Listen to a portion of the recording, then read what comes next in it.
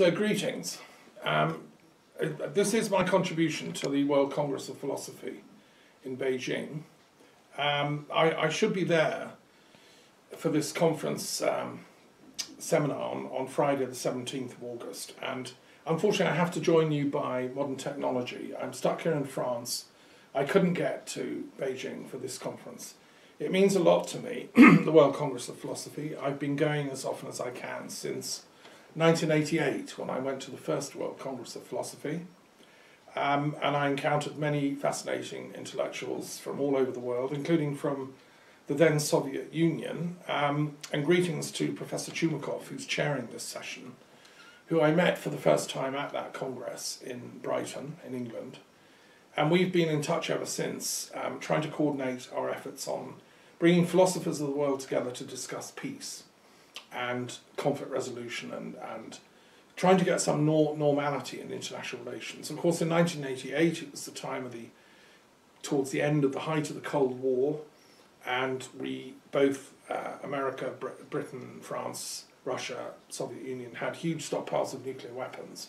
And I think Professor Chumakov and I felt we have a duty as philosophers to speak out against the madness of a possible Third World War, from which there would be no victors. One of the things I'm very sad about is that rhetoric has resurfaced in some quarters in the media and politics, as if there can be survivors after a Third World War. I hope that colleagues will agree with me that that is a folly, and that our duty, prime duty as philosophers, is to campaign and work for peace. Not just campaigning, but intellectually, rigorously searching out the causes of war, violence, and so on.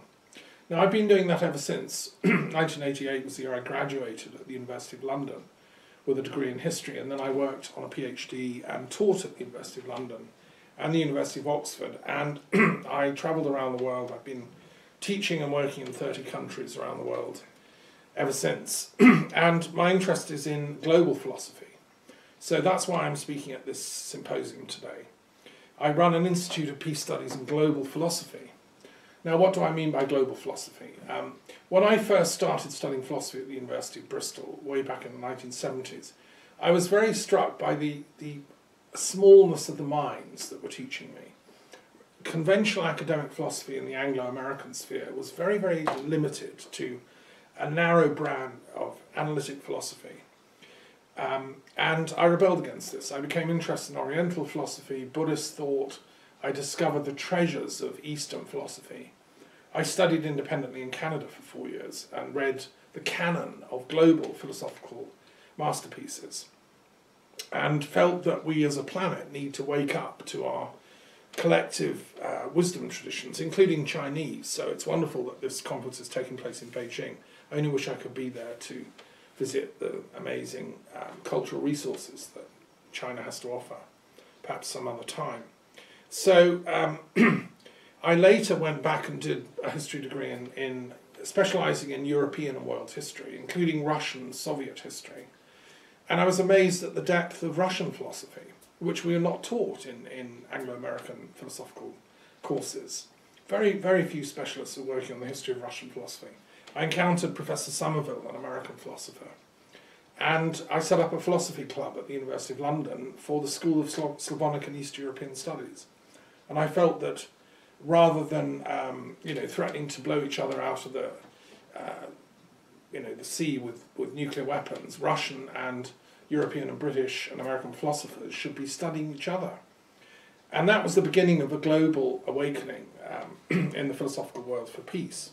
I then became coordinator of philosophers of peace in Europe, a post which I still hold.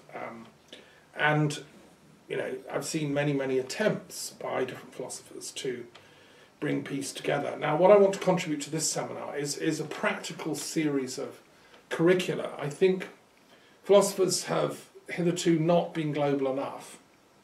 And by philosophers, I'm including intellectuals in general, thinkers, anybody that's concerned with the bigger picture. So you might be academically a historian like myself, or a theologian, or a religious studies expert, or a natural scientist like Fanadsky. But if you're thinking outside the box and looking at bigger picture issues, you count as a philosopher in my book. And so I'm using the term in that 18th century European intellectual formula. So how do we do global philosophy? Well, The first thing to say is we have to be conscious of the whole time scale of philosophy in chronological sequence. Most people are illiterate when it comes to the chronology of philosophy.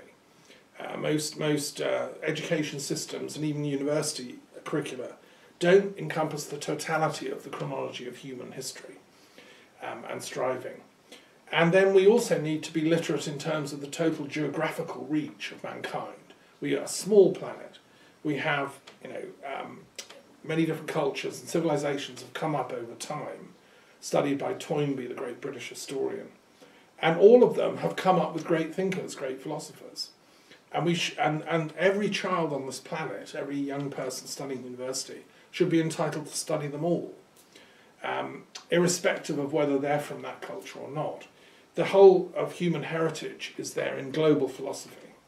Now, to make it simpler, I've designed, when I was teaching in the UK school system as a philosophy teacher, for bright students that are hungry for knowledge. The natural sciences have developed, obviously, the periodic table of the elements, as in Mendeleev's pioneering work, the great Russian chemist, and who produced a map so we can understand what matter is, what we're made of, what are molecules. Chemistry and physics have advanced quite well in a rigorous direction. Comparative global philosophy is still lagging behind. And what I would like to suggest to learning colleagues, my contribution, one of, is to produce a map, which is this. It's called the periodic table of the world's philosophical and religious systems. And if you look at it, what I've attempted to do is take Mendeleev's design plan and then categorize the different forms of philosophical and religious tradition on the planet by color coding. So the ancient shamanic, pagan and primal religions are the top green ones. Christian traditions are the blue. Chinese are these pink colours. The humanist and agnostic and atheist traditions are the orange. The Islamic are these green. Now, why is there more than one box per faith? Because there are many different nuances and brands within, say, Christianity. There's Orthodoxy, Catholicism, Anglicanism, Rosicrucianism, Gnosticism, and so on. So I've gone into all the details and all the variants. Then you have new religious traditions, the grey boxes, which are things like Scientology and ufology and Reiki and all the kind of Japanese new religious movements and so on.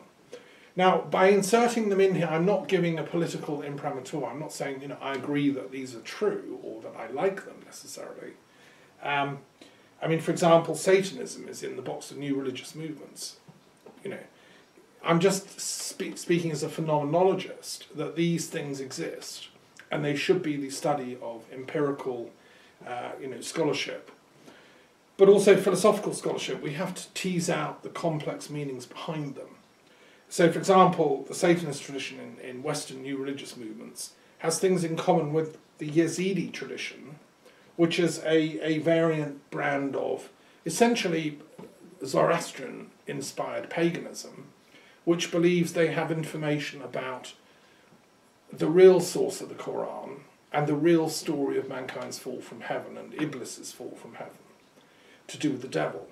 So, we can, by using this map, we can begin to piece together complex interrelationships between all the different religions. And I think it's unthinkable that someone trying to get literacy in global philosophy shouldn't know all of these. There's 168 boxes. To me, basic literacy as a chemist is to know the periodic table of the elements. You can't be a chemist unless you know the difference between hydrogen and iron and uranium, etc., and why they're different. So too with all these. To be literate in my subject, our subject, global philosophy, we need the map of the whole thing. We also have Persian-inspired, say, Mithraism, Zoroastrianism. We have, these are the more philosophical, so these are things like Kantianism, Hegelianism, and also things like mathematics, the branch of the philosophy of mathematics that argues that you can't understand reality unless you understand mathematics, etc. They're all in here. Similarly with biology, biologists believe that philosophical questions will be solved by studying biology, and that the meaning of life is a biological question. as Aristotle said, what is life is what is organic matter, ultimately. What is that? Well, that's what biologists study. So, and ecology is part of that box. So anyway, this is a map. You also have the Jain tradition, and the Shinto tradition of Japan, and the Jewish tradition down this side, and the Sikh as well. So every single possible philosophical school, since the dawn of time, starting with Paleolithic shamanism, which is like the hydrogen of mankind's spiritual map, is on this diagrammatic form. There's a book that comes with this on a website, so if you email me, you can access the website. And then you can use it as a teaching device in universities or in schools with bright students. And just in general, it should be in seminaries, where priests train, where imams train, in Muslim colleges, where rabbis train, in Jewish traditions and so on. I believe that whatever one's path, whether one is a secular thinker, a religious thinker, a theologian, a philosopher, whatever, we should all know the periodic table. And I think it's our birthright to understand the totality. What is truth? Okay, you might say, well, okay, so that's great, that's the map, but what's truth? I once had a very interesting exchange with a chap in Russia who's a priest attached to St. Petersburg and supposed to be in charge of interreligious dialogue for the Russians. The official, it seemed to be a semi-government post. And I got into dialogue with him about signing, on behalf of the church, the Interfaith Peace Treaty that I've written. As a global philosopher, I felt it's time these different faith communities and belief systems signed an Interfaith Peace Treaty. How can we get peace on the planet if secretly my group of Muslims are attacking your group of Christians or your group of Jews, and vice versa? You know, if these covert wars are going on, fueled by religious belief and fervour, as happened tragically in the Afghan invasion by the Soviet army and then the fight back by the Mujahideen and the support from the Wahhabi-inspired Saudi regime backed by British and American intelligence. You know, that whole thing was a disaster. I campaigned for peace in Afghanistan right from day one. The Soviet invasion was a mistake, but, you know, there should have been a peaceful solution, and the Soviets could have withdrawn peacefully, and a moderate, democratic, Islamic-inspired but not Islamic fanatic government could have taken power. Unfortunately, of course, nobody listens to philosophers in the real politic world, and we've had 40 years of chaos in Afghanistan ever since, and still do. I still think it's time that the philosophers of the world come together and design peace treaties and maps to solve these conflicts. And that's why I've tried to work with senior religious people from every faith, from each one of the boxes. I've got friends and colleagues who are professors and bishops and leading imams and so on. I've met them and discoursed with them. So out of that long work came this idea of an interfaith peace treaty. And I'd invite everyone who's listening to this to sign that. Contact me. It's available. There's a website, interfaithpeacetreaty.com. So I sent it to the head of the Russian branch of interfaith relations for the Russian Federation, who's a priest, doing a PhD. He's a young priest. And I said, would you like to sign this? He wrote back saying, of course I won't sign this, because only Russian Orthodoxy is true. All the others are lies and false. I couldn't believe it. I nearly fell off my chair, right? So he's the head of interfaith relations for the whole Russian Federation. And his thought world is only Russian Orthodoxy, which is one of the blue boxes, is true. All the others are false and heretical. So, A, how can somebody like him have a position like that? That's completely mad. But secondly, it does show up a kind of thought that's out there. There are so many people in every single box that say only ours is true. Yes, of course I'll talk to you, but actually I know you're a heretic or you're inspired or whatever by ignorance. Now, so the first thing we have to do as global philosophers is challenge that thinking. We have to say to people like that, and we have to educate them. You know, that chap should be failed his PhD until he writes a whole new chapter about how the philosophy of truth has to enter an era of relativity. We live in a post-Einstein world. There cannot be just one truth and one box.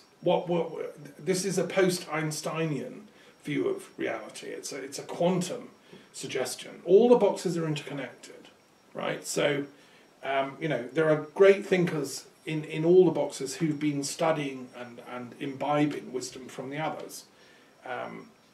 And so that's the first thing, and that's about intellectual humility.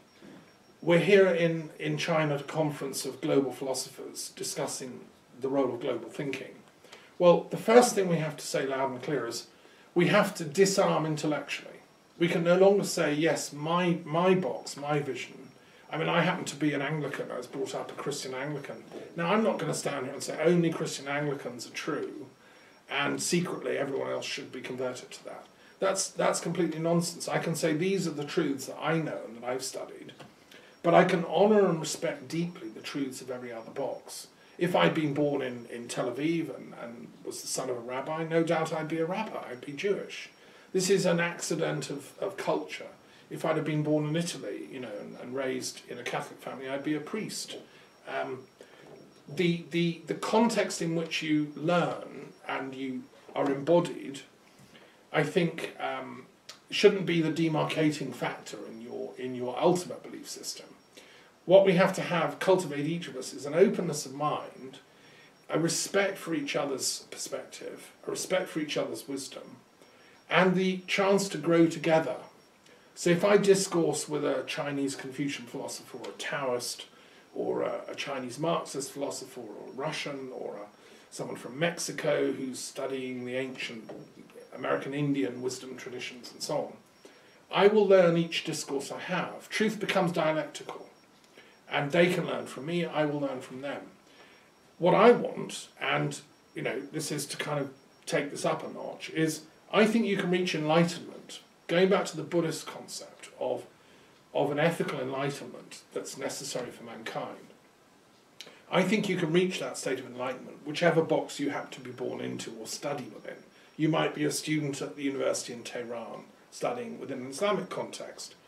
You can find in Shia teachings, if you study Imam Ali, if you study the 12 Shia Imams, if you read the great Islamic writers in the Iranian Shia tradition, like Mullah Sadra, one of the great ontologists of all philosophy, you can reach enlightenment that way. If you're born in Tel Aviv or Jerusalem, you're studying in a yeshiva, you're studying the Talmud, you can study the Kabbalah, you can reach enlightenment that way. If you're studying in the Celtic fringe, you're on Ireland or Wales, you're studying ancient Christian Druid traditions, you know, there's enlightenment potential there. If you're in Siberia studying the ancient shamanic traditions and Russian philosophy and so on, you can reach enlightenment. So I think we need to, one of the other things that global philosophy can teach the planet is a much more generous view of God. We have too small a picture of God. Each of us in our little box thinks we know what God is, right? And this is a folly. God is unknowable, as all the greatest philosophers have said. The more you study, the more you realise how little we actually know about the ultimate. And so, but God is far bigger than we realise, as in, takes all these different forms, manifests in Hinduism, in Baha'ism, in Zoroastrianism, in Shintoism. What an incredible performance. You know, if this was a play, if this is a Shakespearean play, this is like an epic. This is called human spiritual evolution. This is the epic of planetary history that we're all participants in. And I think that's pretty cool. Also, God is not defined by gender. So a few hundred years ago, people thought of God as a kind of old man in the sky with a beard, punishing everybody. Well, no, God, thank you very much, is obviously gender liberal. So the goddess has made a resurgence certainly in British, American, Western culture and European. We had our goddess traditions in Greece and Rome and in the Druid world, and they've made a resurgence. There are many people now that follow the goddess teachings as much as the wisdom of the more masculine approach to deity. Now, obviously, God isn't either male nor female, but we can be generous to get dialogue between all these faith traditions. The Australian Aborigines have a cosmology where the goddess creates the universe. The American Indians have the goddess creating the universe. Well, as philosophers, we're supposed to love wisdom, Sophia, who happens to be a goddess. So it's like a Ouroboros. We've come the whole long circle from a narrow kind of theology We had to pass through a skeptical, critical phase of Kantian, deconstruction of faith. But now I think we come out to a much bigger, more generous view of faith. The role of Marxism is part of this, and in my studies of the history of Marxism, I was brought up in a Marxist family in Brighton in Sussex, and I have a great respect for the best aspects of Marxism. Marx was a global thinker, and I've studied his works in some depth, and Engels, and that whole tradition. He was a refugee. He took refuge here in France, where I'm speaking from. He was intellectually restless. He studied many different branches of knowledge: economics, philosophy, sociology, law, a little bit of religious studies, but not very much. But he did come from a long line of rabbis, both on his father's and mother's side. And he was searching for universal truth, what he talked about, the species essence. That's what all philosophers should be searching for. What is the truth of the human condition?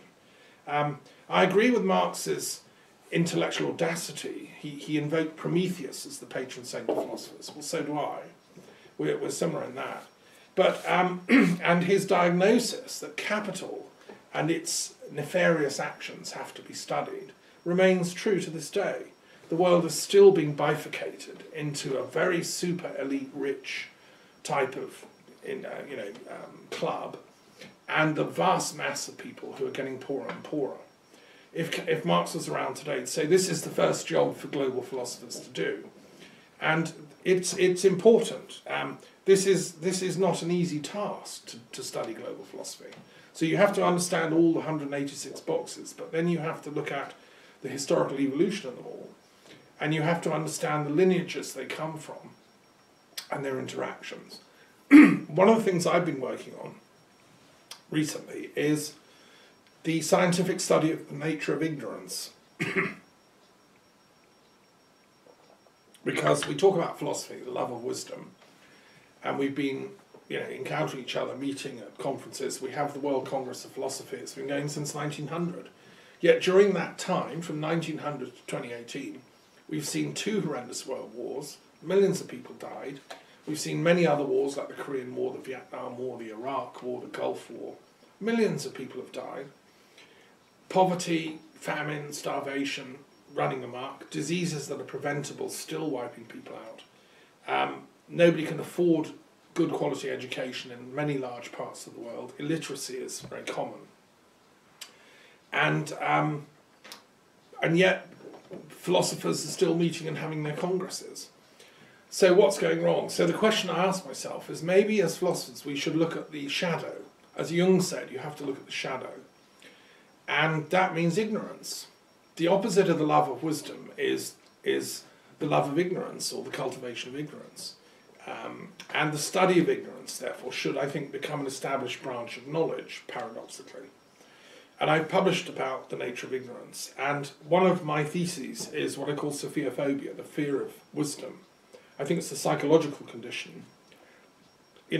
People, if I discuss this with experts in chemistry or physics or colleagues at university or school level, they'll say, I can't think that big. I can't get my head around that. I don't want to see that. Put it away. It's too dangerous. It makes me think outside my box. So there are sociological and professional reasons why intellectuals are not global thinkers. It's because their career depends on only knowing the one box. So there are people in religious persuasions, Catholic priests, etc., Anglican, Orthodox, who daren't say, yes, I've been studying 168 boxes on Dr. Daffern's chart, because they think it's kind of a heresy. Too often in human history, global thinkers, the people that want to know the whole thing, are called heretics. And are persecuted. I've just been to Montségur in the south of France, where the Cathars were persecuted by the then Catholic Church in the 1200s. Thousands of them were killed mercilessly, brutally, with no regard for human rights or chivalry or anything, just because they had a variant form of Christianity, a more Gnostic form. And this is an example of Sophiophobia, the terror of the heretic, and witches were persecuted and burned. The Jews often were. So anti-Semitism was partly the fear of Jewish intelligentsia. Jewish intellectuals were too clever. So what did the Christian peasants do? Well, they burned them. They did the Holocaust. I'm saying it's time for all the Holocaust to stop. Okay, the great thinkers of the planet, the true philosophers, and there still are some of us, thank God, greetings, we have to get together from every single box and demand the greatest of all human rights, which is the right to knowledge. What are we up against? We're up against the forces of ignorance, which are mostly fear. If you look at the resurgence of petty nationalism, xenophobia, racism, this idea that, we are the best people and we're going to clobber everyone else, brings up people like Trump. It brings up people like movements like Brexit, which I, as a British citizen, find trivial and banal. Brexit is the most stupid idea since the invention of the bow and arrow. So what I'm saying is that we need to counter this force of ignorance, sharpen our tools of wisdom, understand what ignorance is. And it's really the fear of knowledge. People think that if they know too much, they then are responsible and they have to act accordingly. And there's a wonderful story about the Jewish people. They didn't want the Torah. Moses was receiving the Torah from God, and the Jews said, no, we don't want it, there's too much responsibility. We don't want to be God's chosen people. Everyone will hate us. They'll persecute us everywhere. And so God looked around, tried to find another tribe to send the Torah to, but actually in the end he chose the Jews. And they've been suffering for it ever since. Well, what I want is a much more generous view in which the kind of global philosophical dispensation is realised to be there lying dormant in every tribe, in every culture. So respect for each cultural nuance, each tribal formulation of ultimate truth. So instead of xenophobia, we have the love of the other. Instead of hatred of the other or fear of the other, we have hospitality rules. We have respect for the other, the immigrant, the refugee. And our global leaders should make it an absolute priority to end the wars in the Middle East and to get dialogue in Syria, instead of interfering as the Western so-called intelligence circles have done. And I've written to the British Foreign Office for a long time trying to persuade them to stop interfering in other countries like Syria and causing mayhem. We should be working with our Russian colleagues, the British, the Americans, the Russians should sit down with the Syrian government and other governments of the Middle East and work out a peace plan for the benefit of all the Syrian people. And the same with any proposed new wars against Iran. It's a nonsense. I'm a great lover of Iranian philosophy. More philosophy books sell in Iran than any other country in the world. They're highly literate and learned people. Ali himself, who founded the Shia version of Islam, was a highly literate and learned Muslim. We should be studying with our Muslim colleagues, not fighting them. And as for the conflict between the Jewish and the Iranian people, it's a complete nonsense. The Jewish people were sent back to Jerusalem for the Second Temple by the Zoroastrians of Iran. And the Zoroastrians are a noble and ancient Persian tradition which were re-invoked by Nietzsche. They were a global philosophical school that believed in this struggle between Ahura Mazda, absolute goodness, light, and negativity, evil. That will be resolved when the Seishant comes, who's the culmination of the prophetic wisdom. What I'm calling for is a global discourse about the collective Seishant. What we need for mankind as a whole is the collective illumination, so that the Seishant doesn't come just to one tribe like Zoroastrians or Jews or Muslims or Christians or whatever. But the Seishant is rather understood to be a collective awareness, that we make a leap into global consciousness in which compassion, love and enlightenment become our main qualities as people. And that we should, as philosophers, global philosophers, be pioneering that shift, that collective Seishantic shift, as I call it. And so I've just to finish here, a little personal note. We just had a conference here on Leonardo da Vinci, who's one of my heroes, an intellectual polymath like me, and a lover of art, Italian, ended up just up the road here in the Loire Valley in France. And I went to the chateau at Amboise where he died. I was very moved. He said when he died, he cried on his deathbed. He was a loyal Christian, he took the sacraments and was dying. And he cried. And the king who was there, Francois I, said, "Why are you crying, Leonardo?" And he said, "Because I've done so little. there's so much more I want to do, and here I am dying, and I feel embarrassed I haven't done more with my life. There's a chapter in one of my books called Leonardos Tears. I think that's very profound. Each of us should be crying Leonardos Tears, because there's so much to do on this planet. This planet is so beautiful. If we have any skill or knowledge, we should be helping repair the planet, which is in dire straits, and we should be making our political leaders sit up and take note of the leading intellectuals of the day. This is why I'm working with Professor Chumakov and others in India and other countries, Israel and the Middle East, to create a world intellectual forum, like the Global Economic Forum, where we can come together and discuss high level of ideas, which we can then present to the political leaders and suggest that this strategy should be adopted. For instance, I've proposed that future peace treaties should include a cyber peace element. Most wars now are fought with cyber warfare, propaganda. You defame people. You plant little memes in people's social media and so on, saying X is evil and so on and so on. You can see this demonization has been done of President Assad in Syria, who, as far as I can tell, is an intelligent intellectual, in fact, who studied medicine in London, where I'm from. So you can see the media being misused for propaganda. And what I'm calling for, therefore, is a cyber peace treaty, where the nation-states of the world promise not to misuse their intelligence circles, so-called intelligence circles, to defame and attack other people. And that's an example of the kind of approach that intellectuals can take. Another proposal I've come up with, inspired by Leonardo da Vinci and the trip to Amboise. I was looking at Leonardo's life. I gave a lecture on him, and he had to work for the military-industrial complex of his day. He had to work for the Duke of Milan, the Sforza, who was a warrior. He had to design military equipment for him.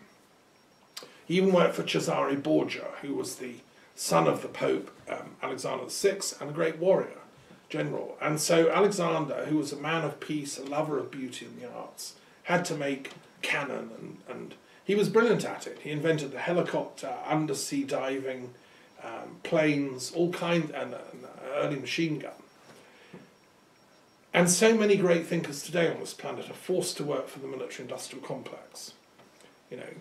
Let's face it, there's not much money in being a philosopher. There's a lot more in designing complex cyber attack tools for military intelligence. And so a lot of our brightest students, going to Oxford, Cambridge, Moscow, whatever, are now training to work in the military, just as Leonardo had to do. Now, how can we stop that? Well, I've been thinking about it. I communed with Leonardo and we had a chat, so to speak.